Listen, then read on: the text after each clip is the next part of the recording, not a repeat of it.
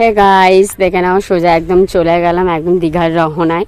তো প্রথমবার আমরা যাচ্ছি স্কুটি নিয়ে, কারণ যতবারই গেছি কার নিয়ে গেছি, ট্রেনে গেছি, বাসে গেছি, কিন্তু প্রথমবার যাচ্ছি আমরা স্কুটিতে। তো সেদিনকার না কেমন মেঘলা মেঘলা ওয়েদার ছিল, তো কী করবো ভেবে পাচ্ছি না। আমি ঠাকুরকে ডাকছি যাতে বৃষ্টিটা না আসুক, রোদ উঠুক করা, কিন্তু বৃষ্টিটা যাতে না আসুক। কিন্তু ভগবানের কৃপাই হলো একদম বৃষ্টি আসেনি, তো রোদও ওরকম উঠিনি, ভালো মতন চলে গেছি একদম সোজা।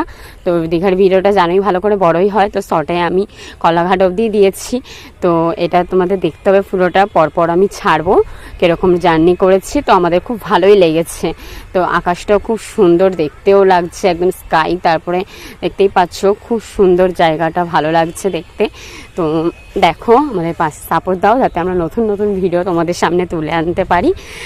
আর কি বলবো, এই যে চলে আসলাম একদম এখানে খেতে, খিদেও পেয়েছিল খুব জোরে। এই যে আমার বেটি কি করছে, আমার মেয়ে।